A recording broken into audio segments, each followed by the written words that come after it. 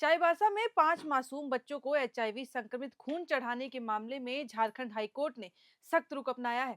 High court ने police को तत्काल इस मामले में प्राथमिकी दर्ज करने का निर्देश दे दिया है और साथ ही इस संबंध में एफआईआर दर्ज कर इसकी प्रति शिकायतकर्ता को उपलब्ध कराने का भी निर्देश दिया है। दरअसल बुधवार को झारखंड हाईकोर्ट में इस मामले की सुनवाई की गई थी। उस सुनवाई के दौरान जस्टिस गौतम कुमार चौधरी ने ये आदेश जारी किए थे और पुलिस को साफ तौर पे कह दिया कि इस मामले में एफआईआर दर्ज की जाए। आपको बता दें कि पिछले साल 2025 के अक्टूबर महीने में ये खुलासा हुआ था कि चाईबासा सदर अस्पताल में थैलीसीमिया से पीड़ित 5 नाबालिग बच्चों को एचआईवी संक्रमित खून चढ़ाने देने के कारण वो एचआईवी पॉजिटिव हो गए। जिसके बाद कोर्ट ने निर्देश दिया है कि अब एफआईआर की एक कॉपी शिकायतकर्ताओं को दी जाए और दूसरी जो कॉपी है उसकी वो एक काउंटर एफिडेविट के जरिए कोर्ट में जमा कर दी जाए, ताकि हमें ये भरोसा हो जाए कि पुलिस ने इसके लिए एफआईआर दर्ज कर ली है। उसके बाद हाईकोर्ट के एडवोकेट मोहम्मद शादाब अंसारी के जरिए दायर याचिका में अस्पताल के ब्लड बैंक में कथित मेडिकल लापरवाही और सिस्टम की विफलता की एफआईआर दर्ज करने और कोर्ट की निगरानी में एसआईटी जांच की मांग भी की गई थी। दायर याचिका में दावा किया गया था कि पीड़ित बच्चे 5 से 7 साल की उम्र के बीच हैं और हाशिए पर पड़े समुदाय से बिलोंग करते हैं, जिसके बाद घटना के बाद से गंभीर स्वास्थ्य, सामाजिक और आर्थिक कठिनाइयों का उनको सामना करना पड़ा और अभी तक वो सामना कर भी रहे हैं। आपको बता दें कि पिछले साल अक्टूबर महीने में ये मामला सामने आने के बाद स्वास्थ्य विभाग ने एक जांच टीम चाईबासा भेजी थी, जिसके बाद इस मामले में ये स्पष्ट हुआ था कि चाईबासा सदर अस्पताल में मौजूद ब्लड बैंक के स्तर पर ही ये लापरवाही की गई थी। उनके ही थ्रू ये एक चूक हुई जिसकी वजह से बच्चों को एचआईवी पॉजिटिव हो गया और बिना उचित जांच के बच्चों को संक्रमित खून चढ़ा दिया गया था। दरअसल तब भी याचिका में इस घटना को लेकर एफआईआर दर्ज करने की मांग की गई थी। याचिकाकर्ताओं की ओर से अधिवक्ता एम शादाब अंसारी ने बताया कि पीड़ित बच्चे थैलीसीमिया नामक आजीवन रहने वाली आनुवांशिक रक्त बीमारी से पीड़ित है, जिसके इलाज के लिए उन्हें नियमित रूप से खून चढ़ाना पड़ता है और इसीलिए टाइम टू टाइम वो इसको लेकर खून चढ़वाते हैं और इसी दौरान उनके साथ ये लापरवाही बरती गई।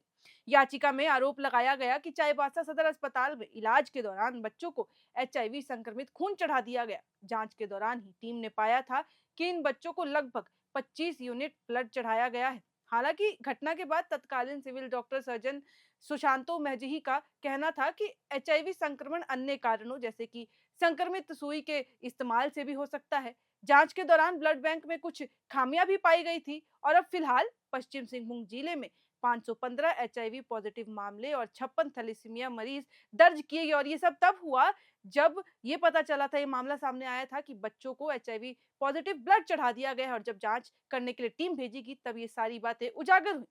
मामला सामने आते ही झारखंड हाईकोर्ट ने स्वतः संज्ञान लेते हुए स्वास्थ्य सचिव और सिविल सर्जन से जवाब तलब किया था और मामले की हाईकोर्ट में लगातार सुनवाई भी तब से होने लगी।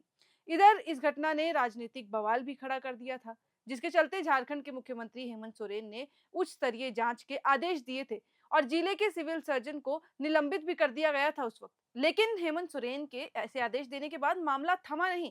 भाजपा ने भी इस घटना पर अपनी कड़ी प्रतिक्रिया में इसे राज्य प्रायोजित हत्या का प्रयास बता दिया था।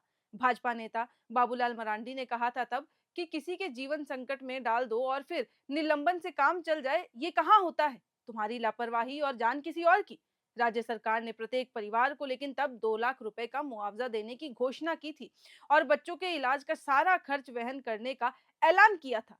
प्रारंभिक जांच में चाईबासा सदर अस्पताल के रक्त बैंक में गंभीर खामियां उजागर हुई थी, जिनमें अपर्याप्त प्रशिक्षण और असुरक्षित भंडारण शामिल थे, जिसके चलते सभी रक्त बैंकों का राज्यव्यापी ऑडिट शुरू किया गया और तब से ही ये पता लगाया जा रहा है कि और ऐसे कितने ब्लड बैंक हैं जो काम कर रहे हैं। क्योंकि याचिकाकर्ताओं ने इसे गंभीर चिकित्सा लापरवाही बताते हुए कहा था कि ये मिलावटी एचआईवी पॉजिटिव खून की आपूर्ति का मामला है, जिससे बच्चों के जीवन और स्वास्थ्य को गंभीर खतरा पैदा हुआ है। उन्होंने कहा कि ये घटना संविधान के अनुच्छेद 21 के तहत जीवन के अधिकार का उल्लंघन करती है और drugs and cosmetics act 1940, HIV और एड्स अधिनियम 2017 तथा भारतीय न्याय संहिता 2023 के तहत अपराध बनती है और इसमें सख्त से सख्त इसीलिए कार्रवाई की जानी चाहिए।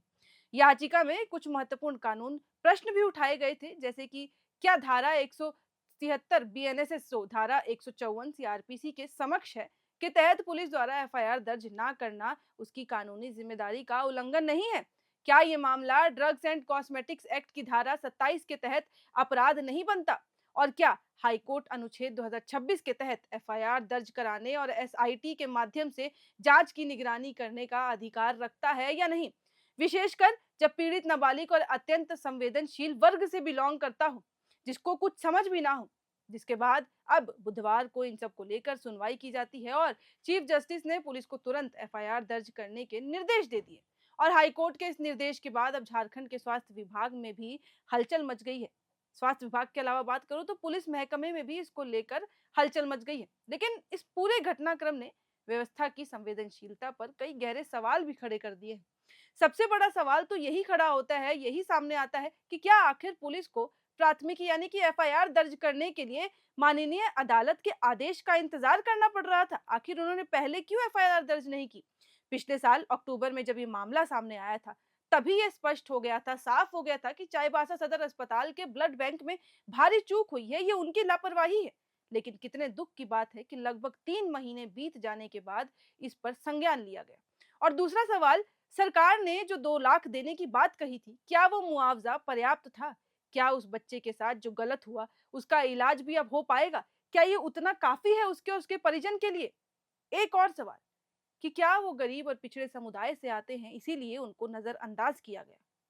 खैर, अब हाईकोर्ट के निर्देश के बाद स्वास्थ्य विभाग और पुलिस महकमे में हलचल तो तेज हो गई है और अब सबकी नजरें इसके बाद कोर्ट की अगली सुनवाई पर है और एसआईटी की जांच पर।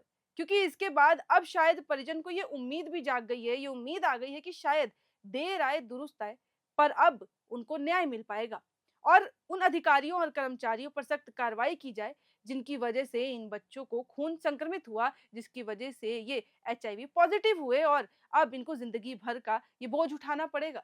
क्योंकि बच्चों के साथ जो भी हुआ वो नाबालिग थे और पूरी जो ये गलती थी वो ब्लड बैंक की तरफ से हुई थी और जब जांच की गई तो ये पाया गया कि ये इकलौता ब्लड बैंक नहीं है, बल्कि ऐसे कई और, साफ कहूं तौर पे संख्या में तो 9 ऐसे ब्लड बैंक थे जो ऐसे काम कर रहे थे, जिनकी कोई लाइसेंस नहीं थी और बिना लाइसेंस के ये चल रहे थे। तो ऐसे ब्लड बैंक आखिर क्यों चल रहे हैं? आखिर इसको लेकर कोई सवाल नहीं खड़े कर रहा है या फिर पुलिस को इसकी जानकारी होते हुए भी वो कोई कार्रवाई नहीं कर रही है, जैसे कि इस मामले में भी देखने को मिला कि जब चाईबासा की ओर से क्लियर हो गया था कि ये लापरवाही ब्लड बैंक की ओर से है, तब भी एफआईआर दर्ज नहीं की गई और 3 महीने इंतजार करना पड़ा और 3 महीने बाद अब जाकर कोर्ट ने जब निर्देश दिए हैं कि पुलिस को एफआईआर दर्ज करनी होगी, तब से ही हलचल तेज हो गई है। तो सवाल कई हैं लेकिन जवाब अभी भी छिपे हुए हैं। जवाब नहीं है कि आखिर ये ऐसे लापरवाही क्यों हुई और ऐसी लापरवाही कब तक होती रहेगी, ये भी एक चिंता का विषय है। लेकिन फिलहाल इस वीडियो में इतना ही। लेकिन आप क्या सोचते हैं? ये जो हमने सवाल जितने भी अभी खड़े किए हैं, अगर आपको उसके बारे में कोई भी जानकारी है, आपको लगता है कि ये सब चीज़ें होनी चाहिए, तो अपनी राय कमेंट बॉक्स में लिखकर ज़रूर बताएँ और ऐसी ही और खबरों के लिए देखते रहें एयर नाउ।